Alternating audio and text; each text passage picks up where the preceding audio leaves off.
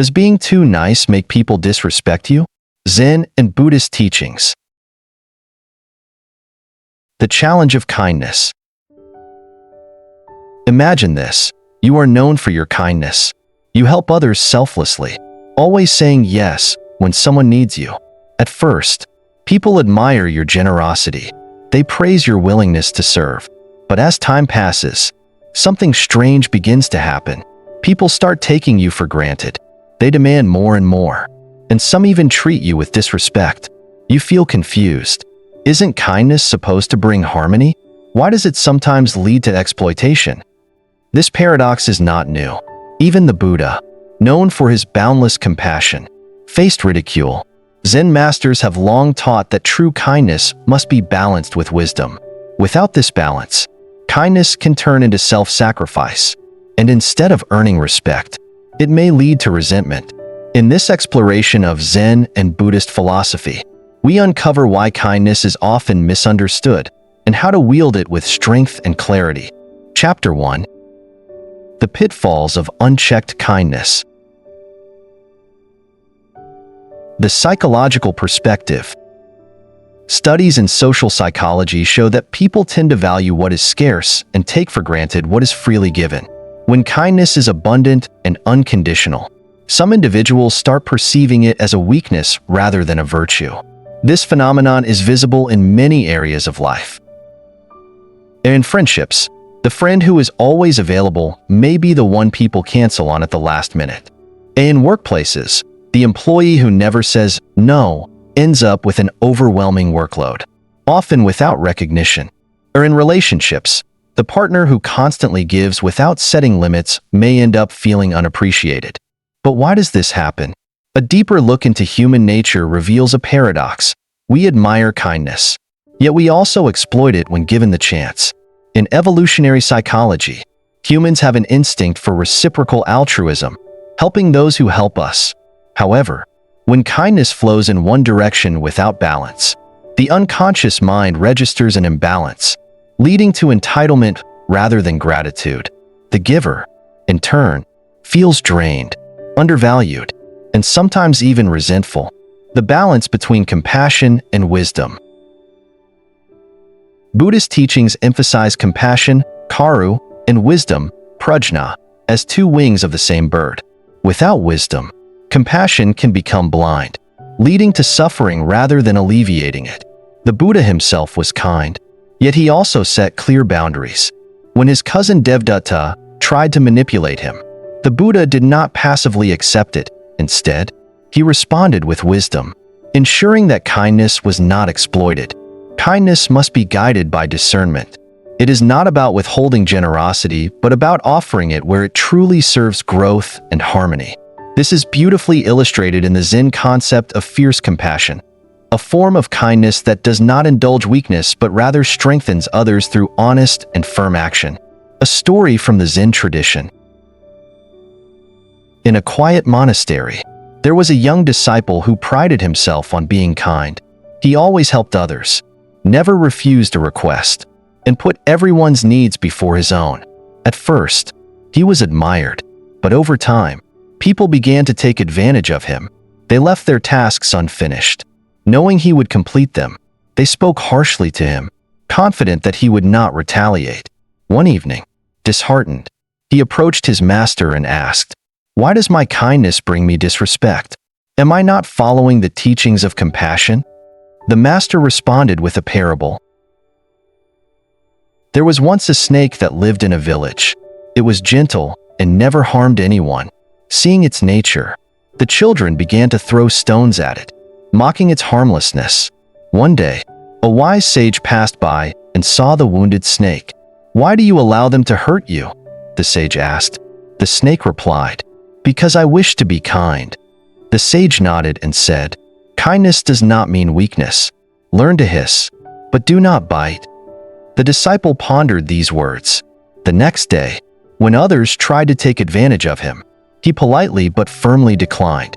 He helped when he could, but he no longer allowed himself to be used. To his surprise, respect replaced disregard, and his kindness became more meaningful. Practical ways to set boundaries with kindness. 1. Learn to say no with grace. Saying no does not make you unkind. It means you value your energy and time. Use phrases like, "I'd love to help, but I have prior commitments." 2. Recognize who deserves your kindness. Not everyone values or respects generosity. Invest your kindness where it fosters mutual respect. 3. Balance compassion with self-compassion. You cannot pour from an empty cup. Ensure that your kindness to others does not come at the cost of neglecting yourself. 4. Observe Buddhist middle path, Majjhima Padapada extremes. Whether in self-sacrifice or in cold detachment, lead to suffering. Seek balance in all actions. In the end, kindness is a gift, not an obligation. It flourishes when given wisely and loses its value when imposed without thought. True compassion uplifts both the giver and the receiver, creating harmony instead of imbalance. Chapter 2. The Tale of the River and the Forest. The river listened carefully to the words of the forest and reflected deeply upon them. It had always believed that generosity was its greatest virtue, that in giving freely, it was fulfilling its highest purpose. Yet now, as its waters grew weaker, it began to wonder, had it been mistaken? One day, a wise old turtle who had lived by the river for many years approached and said, "I have seen you in your days of abundance, and I see you now in your struggle. Do you know why the others have taken advantage of you?" The river sighed, its waters swirling sluggishly. "I do not understand. Old friend, I have done nothing but offer myself to all who needed me. Why has my kindness led to my suffering?" The turtle nodded slowly. "Because you did not teach them how to respect you. When you give without expectation, without guiding others on how to honor your gift, they forget its value. They take without gratitude, consume without thought. The animals muddy your waters not out of malice, but because they do not understand their impact. The travelers leave waste not because they hate you, but because they assume you will cleanse yourself. And the trees, the trees, draw deeply because they do not know when enough is enough." The river was silent for a long while. "Then what must I do? Should I refuse to give? Should I dry up and let them suffer?" The turtle chuckled. "No, dear river. That would not be wisdom. That would be revenge. Instead, you must learn to give wisely. Guide the animals to drink without disturbing your waters. Teach the travelers to leave no trace. Let the trees know that they must take only what they need, so that your waters may remain clear and abundant for all." Hearing this, the river felt a new sense of clarity. It understood now that kindness was not simply the act of giving, but also the art of guiding others to receive with respect. The river began to change. It reshaped its banks, creating natural boundaries. It allowed areas where animals could drink without stirring the depths. It carried away the waste left behind, but also changed its course so that travelers would see the beauty of unspoiled nature and think twice before polluting. It whispered to the roots of the trees, and slowly, they began to adjust, taking only what was necessary. Over time, the river regained its strength, its waters running clear once more. The animals noticed and adapted their behavior. The travelers began to appreciate the purity of the place and took care not to leave waste behind. The trees, still flourishing, learned to coexist rather than consume greedily. Balance was restored, not by withholding, but by teaching. The disciple, listening to the master's words, felt a shift in his heart. "So true kindness is not about endless giving," he murmured, "but about giving with understanding. To nourish others, one must first ensure one is not depleted." The master smiled. "Indeed, love without wisdom leads to harm. Generosity without awareness leads to imbalance." The river learned, and so must we. And so, the disciple carried this lesson in his heart, knowing that to truly give, one must first learn how to preserve one's own essence, so that kindness may flow forever, neither exhausted nor exploited, but in harmony with all things. Chapter 3. Finding the Balance, Yin and Yang. In Zen philosophy, balance is not merely a state of stillness, but a continuous flow of adjustment and adaptation. Like the principle of yin and yang, everything in the universe exists in harmonious opposition. Yin, gentleness, compassion, and patience cannot exist without yang, strength, boundaries, and decisiveness. If there is only yin without yang, kindness can become weakness, making a person vulnerable. On the other hand, if there is only yang without yin, strength can turn into rigidity, creating isolation and emotional dryness. Observe water. It is soft and adaptable, capable of flowing through the smallest crevices and nourishing life. Yet, water can also be a powerful force, carving through mountains and shaping landscapes over time. The balance between yin and yang in kindness works the same way. We must know when to be gentle and when to stand firm, applying this balance in life. 1. Kindness is not indulgence. When helping someone, ask yourself, am I empowering them, or am I encouraging their dependence? A loving parent is not one who does everything for their child, but one who guides them to walk on their own. 2. Tolerance does not mean accepting injustice. When facing disrespect, ask yourself, is my silence an act of wisdom, or am I allowing myself to be mistreated? Tolerance is a virtue, but when it is misused, it becomes a compromise with what is wrong. 3. Learn to say no with respect. Setting boundaries does not mean being unkind or selfish.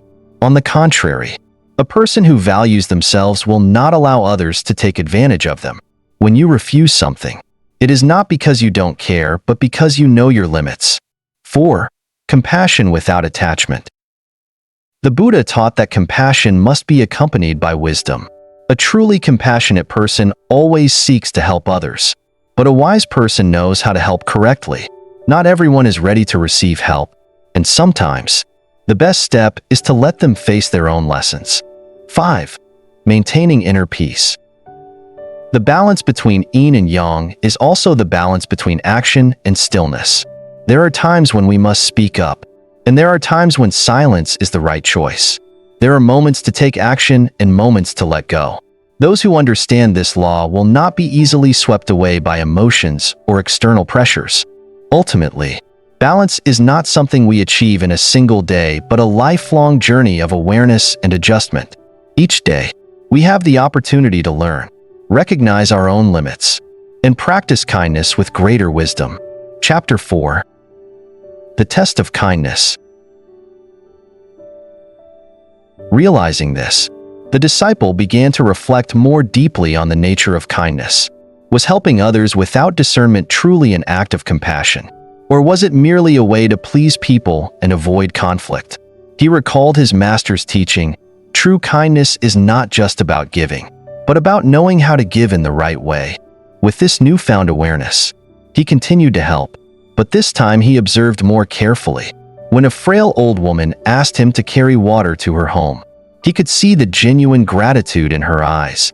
But when a strong man ordered him to carry heavy goods without a word of thanks, he suddenly realized the difference between helping and serving.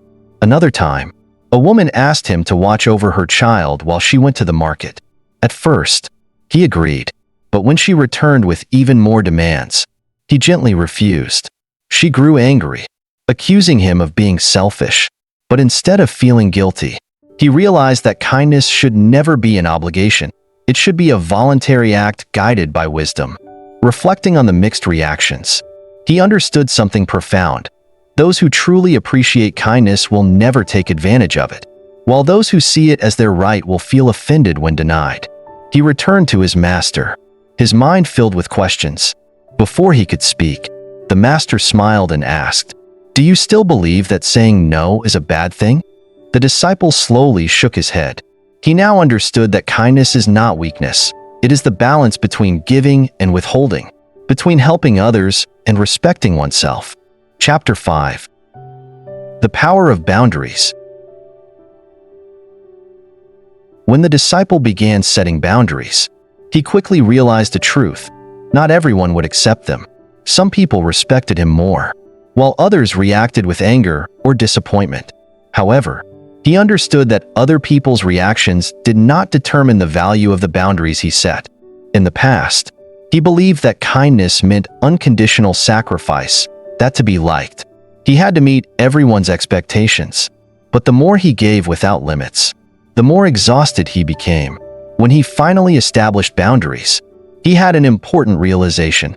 Kindness should not come from fear or the need for approval, but from wisdom and choice. One day, a man in the village, who often asked for help without gratitude, grew angry when the disciple gently refused him. "You've changed. You're not as kind as you used to be," the man accused. The disciple smiled and replied, "I am still the same, but now I understand the value of kindness. If my kindness leaves me drained, then it is no longer true kindness." He also realized that compassion does not mean pleasing everyone. It means offering help mindfully, in a way that allows both the giver and the receiver to grow. A gift given reluctantly only creates dependence, but intentional generosity uplifts both sides.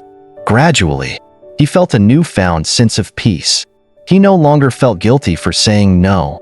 Instead, he understood that boundaries do not diminish kindness. They transform it from a passive act into an empowered one. Conclusion. Kindness with strength. As the disciple reflected on his journey, he realized that the problem had never been kindness itself. It was his lack of discernment. The disrespect he faced was not a reflection of his virtue, but of the imbalance in his approach. In life, we all face moments when our kindness is misunderstood or exploited. These experiences are not failures but opportunities to refine our understanding. By balancing compassion with wisdom, setting boundaries with love, and practicing self-awareness, we transform kindness into a source of strength and harmony. The Master's final words resonate deeply. "A tree that bends with the wind does not break, but a tree that bends too much loses its roots." Let your kindness bend with the world, but never lose the roots of self-respect and wisdom. If this message resonates with you, take a moment to reflect on your own acts of kindness. Are they balanced? Do they empower both you and others? Leave a comment below and share your thoughts. And if you found this discussion valuable, don't forget to like, subscribe, and hit the notification bell. More wisdom awaits in our next video.